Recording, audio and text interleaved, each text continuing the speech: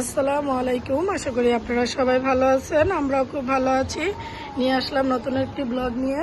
তো আজকে 12তম রমজান, সবাইকে রমজান মোবারক। তো বাইরে দেখেন আজকে কত পরিমাণ রোদ উঠছে, আর আজকে কিন্তু ঢাকার তাপমাত্রা প্রায় 36°C, খুবই গরম পড়ছে। তো দেখেন নিচে আমাদের কবরস্থানটা কি সুন্দর, মাশাআল্লাহ। তো আজকে আমাদের বাসায় মেহমান আসবে, কারণ অনেককে দাওয়াত করা হয়েছে। তো সেজন্য আজকে অনেক রান্না বাড়া আছে, অনেক কাজ আছে। তো কাজের ফাঁকে আপনাদের সাথে চলে আসলাম একটু আজকে আমার সারাদিনের কাজকর্ম শেয়ার করার জন্য। তো ভিডিওটি সম্পূর্ণ জুড়ে থাকবেন, ভালো লাগলে একটি লাইক কমেন্ট শেয়ার করে পাশেই থাকবেন। তো অনেক কাজই প্রায় শেষ, ঘর আমি প্রায় গুছিয়ে ফেলেছি, এখনও সামান্য পরিমাণে গুছানো বাকি।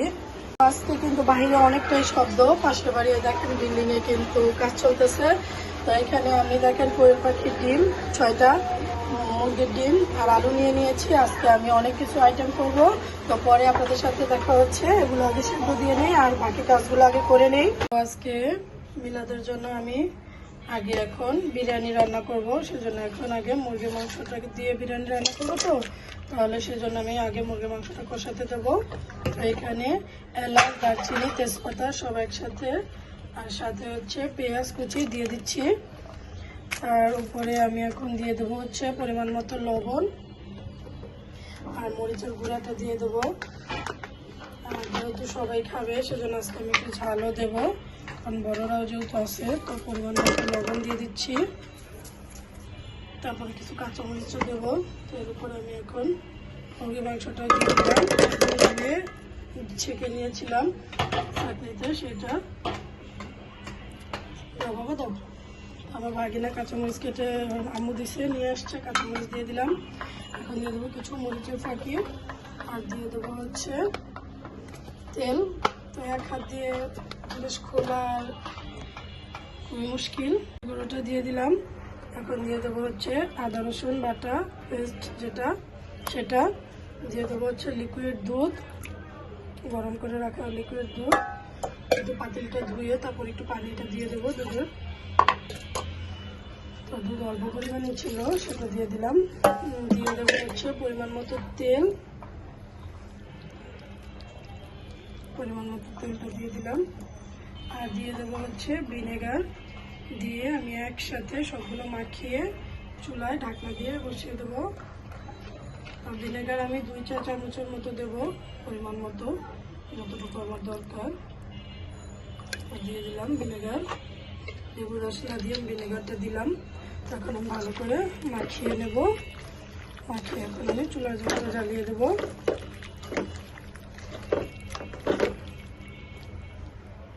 এই যে আমি এখন চুলার জালটা ধরিয়ে দেবো, ঢাকনা দিয়ে ঢেকে দিলাম। এখন এটা রান্না হতে থাক। আর এই পাশে আমি দেখেন যে আলু আর ডিমগুলো সেদ্ধ দিয়ে চকলো হয়ে গেছে। এখন আমি এগুলো সুন্দর করে ছুলে নেব। ছুলে নিয়ে আমি চপ বানানোর জন্য রেডি করব।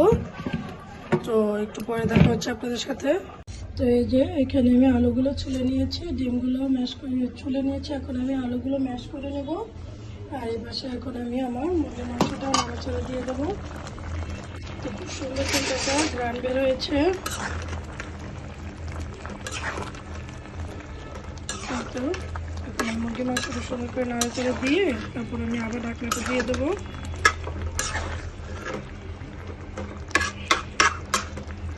ঢাকনাটা দিয়ে দেবো। আর ওই পাশে আমি আলুগুলো এখন ম্যাশ করে নেব সুন্দর করে। আলুগুলো সুন্দর করে ম্যাশ করে আমি ডিম চপ আর হচ্ছে আলুর চপ বানানোর জন্য রেডি করে নেব। এখন মাংসটা আমার প্রায় হয়ে গেছে। এখন এখানে আমি বিরিয়ানি মশলাটা দিয়ে দিচ্ছি, দিয়ে সুন্দর করে নাড়াচাড়া করে নেব। নাড়াচাড়া করে এখন আমি এটা নামিয়ে নেব। নামিয়ে নিয়ে এখন আমি বিরিয়ানির যে ভাতটা সেটা রেডি করবো। দিয়ে হালকা হালকা লেগে যাচ্ছে, আর সুন্দর করে কষানো হয়ে গেছে, সেটাও খুব সুন্দর করে হয়ে গেছে। এখন আমি এটা নামিয়ে নিচ্ছি। আমার মুরগির মাংসটা রান্না করা হয়ে গেছে। এখানে আমি বড় কড়াই নিয়ে নিয়েছি, দেখেন ডিস্কি পাইলা। এটাতে আমি এখন প্রথমে চালটা ধুয়ে রাখা চালটা দিয়ে দেবো। এখানে আর পেঁয়াজটা দেবো না আমি, কারণ আমি তরকারিতে পেঁয়াজটা পুরো দিয়ে দিয়েছি। তো এখানে এখন আমি লবণ দিয়ে এখন ভালো করে চালগুলোকে ভেজে নেবো। বিসমিল্লাহ। এখানে এখন আমি পরিমাণ মতো লবণটা দিয়ে দেবো।